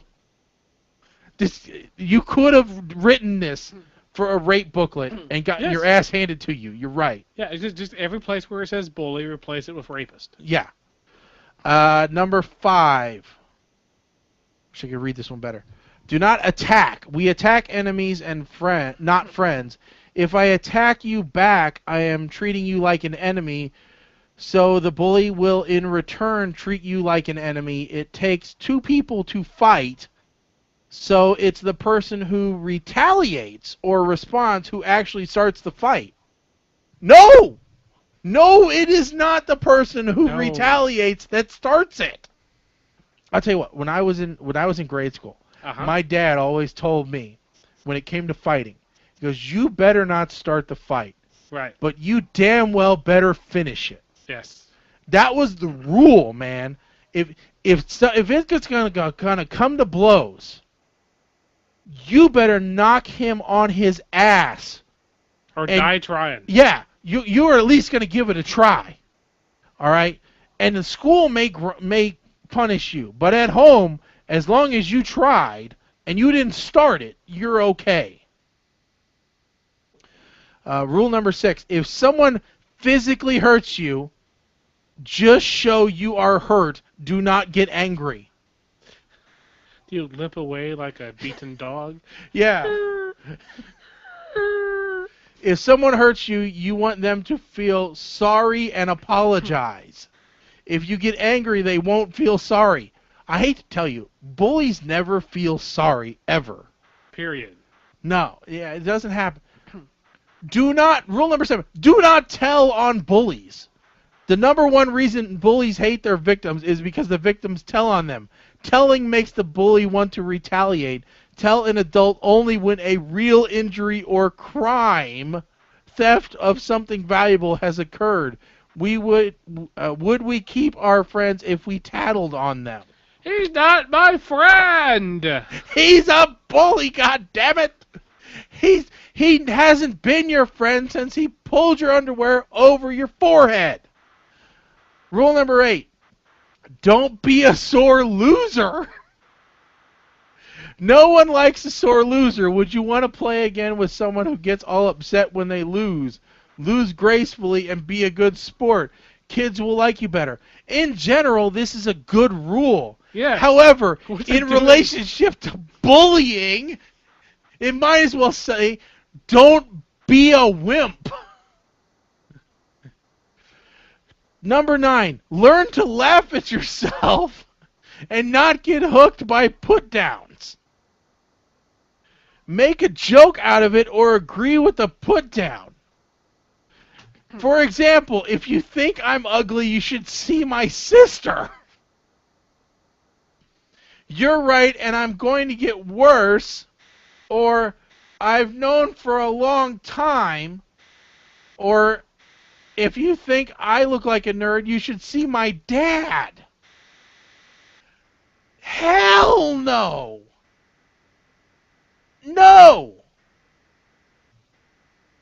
If somebody says you look ugly, you should say, well, then your mom doesn't have very good taste. All right? That's the only appropriate response. Yes? I know I am, but what... Yeah, I know I am, but what are you? I'm rubber. You are glue. Yeah.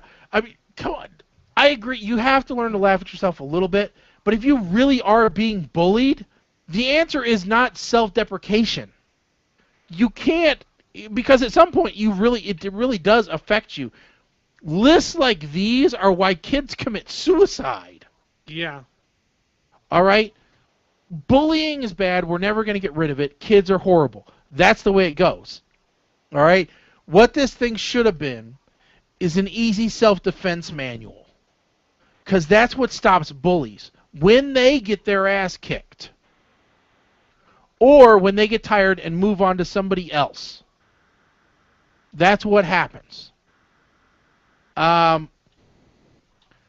Somebody writes, this was obviously written by a bully. I know a lot of teachers that really do a fine job and truly care, but this is what I took from the sheet. Do not tell on bullies. Because if this is what they're sending out, you can imagine how they're dealing with it in the school. Yeah. Man rule number 2 would have worked well for me. You're ugly. Why, thank you for pointing out my physical deformities. You're gay. I agree that I should spend some time pondering my sexual orientation. Thank you. You're weird. My good sir, I shall spend more hours pondering how to best conform to social norms. You're a bitch. 1,000 pardons. How can I be more polite to you today? You're a slut. Ah, I shall mend my ways and try to be more strict about my sexual mores, lest I be taken unawares by a rascal. I love those. That's it. Turn all dandy on them. Make them feel stupid because they don't understand the words. Yes. This is true. However, there is always Florida.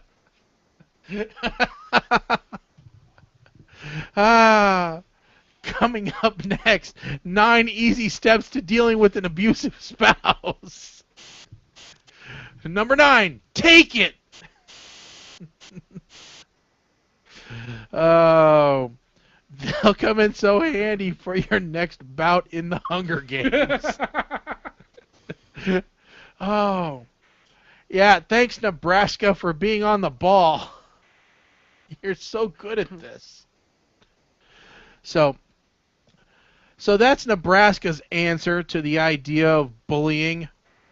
You know what? I have to think that we have some people that have been bullied, either listening to the show that are in the, maybe even those that are in the chat room. Of course, we might also have the other side of the equation, people that were bullies. So if you're in the chat room, tell us what thing stopped you from bullying someone, or the other way around. What did you do that attracted the bully to you? You know, like when I was in high school, all right, I came to school early, hung out with a bunch of dorky friends, all right, and then my lunch hour was spent quickly eating lunch and then hanging out in the library, right? That's pretty geeky, dorky. You know, I was a computer nerd, still am.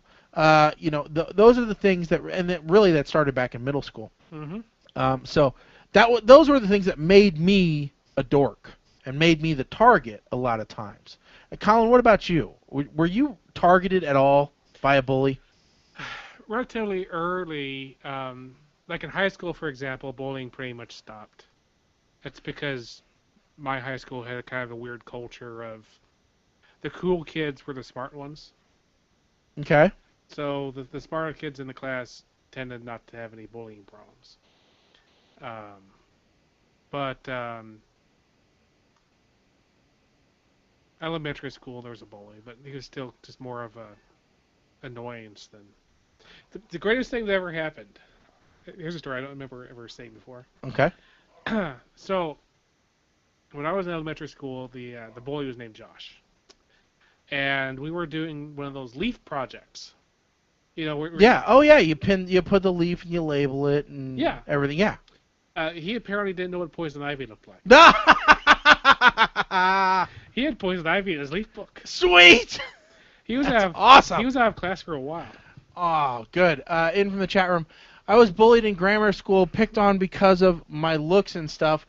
What prevented me from bullying?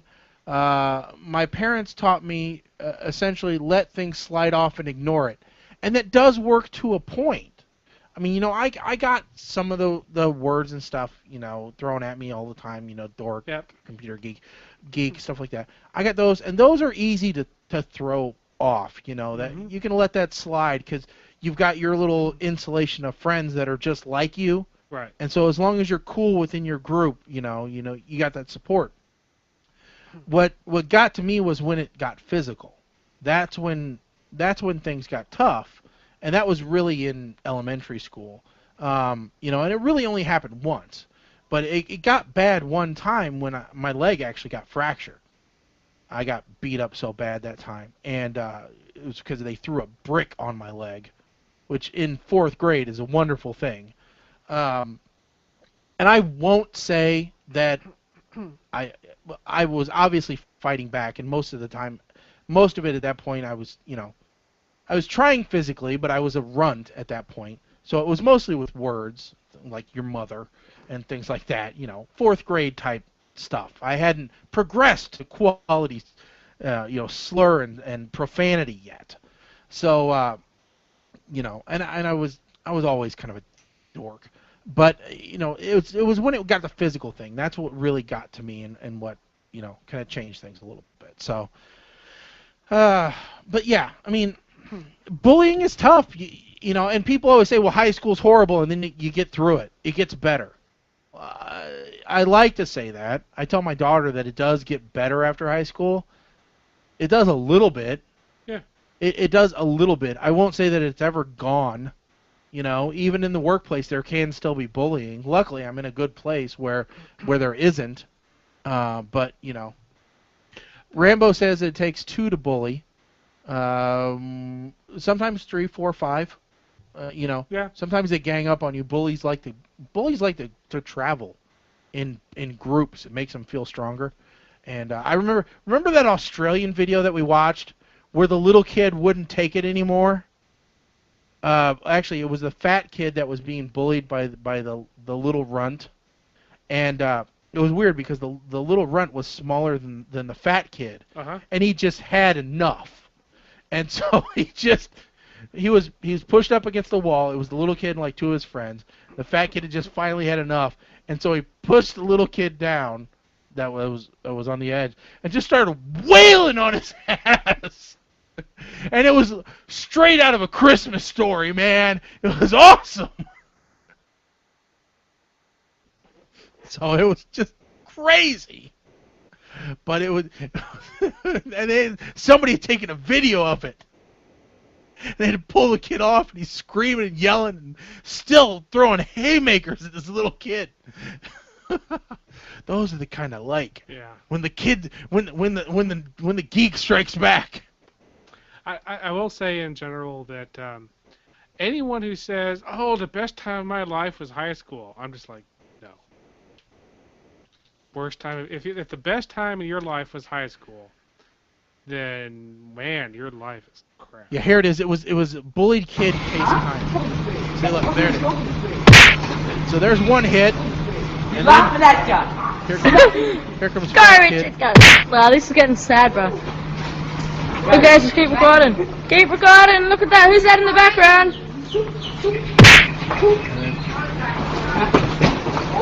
Fat kid.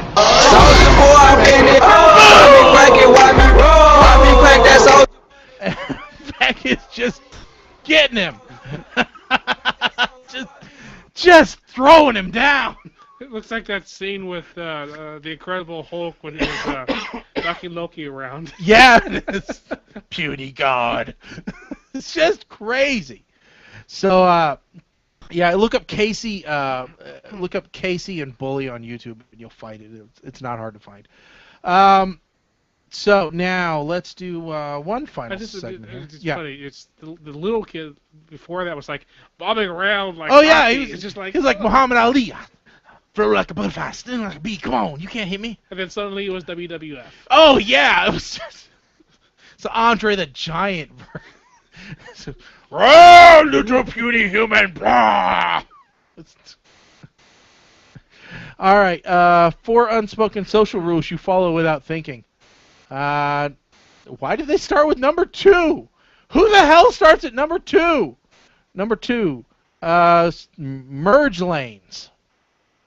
I guess we do, kind of, don't we? Merge. Do you like merge lanes? I mean, nobody likes them, but do you let people in? Oh, definitely. I usually use like Chicago rules, which is if someone turns their turn signal on, then I let them in. Okay. But here in Central Illinois, yeah, turn signals are broken. Oh, they don't work. It's like I hate changing lanes around here because I have no idea if anybody's paying attention. No. It's not going to happen. It's actually easier to drive up in Chicago than it is here in Springfield. Because in Chicago, you can assume that everybody else is driving. All right, here we go. I found page 1. Rule number 4, wishing wells. Free money sitting in the open. Yes. Nobody steals it. True. You know? I'm sure some homeless do. Yeah, I'm not sticking my fingers in that. No. I'm not grabbing grubby coins. It's the same homeless you're talking about probably peed in there. Oh, yeah. Peed, hell. Number 3, the person asking for a refill at a fast food restaurant can skip everyone else and no one cares. No. This has been pretty much taken away now that drinks are self-serve. Yes. Now that drinks are self-serve, no. Yes, in general, the person who is getting the soda for that other person is not the one getting my food. So, yes, fill their cup. Thank you. Yeah. All right, we talked about merge lanes. Merge lane, I'm going to look at your speed when you're coming onto the highway. Mm-hmm. When I'm coming up, and you better be booking it, because if I think for a second you're going to be there at the same time I am, or even relatively close, I'm not moving over. I may press the gas a little bit, but otherwise, you should have had your foot on the accelerator. Nothing pisses me off more than somebody doing 35 on a merge lane that once they hit the highway, that's when they start to go up. There is something that pisses me off more than that. What? Being behind the person going 35. Oh, God. It's like, I am stuck behind this idiot, and there are 20 tractor trailers coming up on my left. Will you please move? It's the pedal on the right, goddammit. Push it! Your car is not going to flip over. You're not driving a Suzuki Samurai. And number 1, classroom seating arrangements. Now, I would say that college, in high school, we didn't necessarily have assigned seating, but everybody sat in the same seat all year long. Yeah. High school, college, whatever it is. When you sat down that first day in school, you better have liked that seat, because that is your seat the rest of the year. Yep. Maybe at the middle of the year, you got to change. Because possibly the classroom makeup changed a little bit. But in general, that's where you're sitting. Unless the teacher decided that everybody was going to sit in alphabetical order. Oh, sucked. Because I was always at the end, and you were always at the beginning. Yes. You were always probably in the front row. Yeah, I liked the front row. Which, by the way, I walked away at senior recognition night at the high school this last week. And so my daughter's a senior in band, so I get to walk her down in front of everybody, and they got to announce where she's going to college and what she's going to study. And it was kind of nice for once, because her last name's hyphenated. So I got to stand in the K's for once. So it was kind of nice. So, it's one of those things where you never know what. Again, like I said, I'm getting too old too fast, and she's getting too old.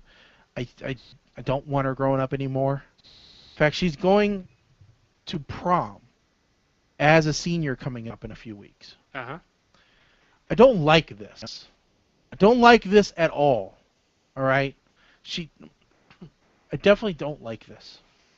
There's something wrong with it. Mm-hmm. And everybody says, well, do you need to borrow a gun? Do you need to clean a shotgun when he comes to the door? No. No, see, because that's too subtle. No. You just... It's the ones that don't clean a shotgun overtly or anything like that.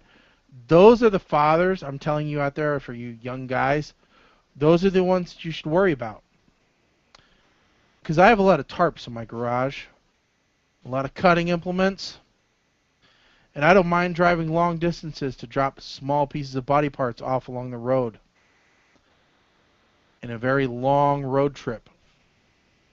And it's very difficult to identify spread out amongst multiple states. So you just think about that. It's not the ones cleaning the guns. It's the ones that aren't. Yeah. It's also the ones who probably should have had it done to them when they were a kid.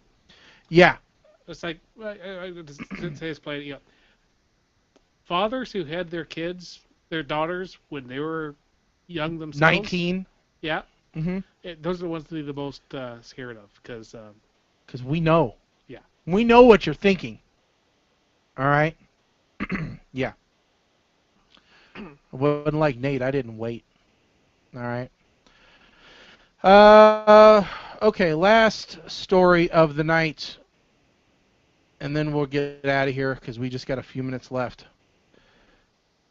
15 procedures, and we won't even get through all of them, that used to be common medical practice. You know some of these. Heroin and cocaine cough syrup. Yeah, Coca-Cola. Yeah, Coke used to have cocaine in it. Before their addictive properties were discovered, both heroin and cocaine were used to dull pain. Bet they did. Let's see here. Next one is, again, these are from our friends over at Bro My God. The iron lung. How long has it been since you heard of somebody being in an iron lung? Used to happen all the time, though. Yep. Mr. Fremp was in an iron lung. Baby tanning stations. Plague doctors. I want to know if those baby sun tanners died of skin cancer. Oh, I don't know. But we've talked about the girl at work. Tonsil guillotine. Doesn't even look right. The artificial leech.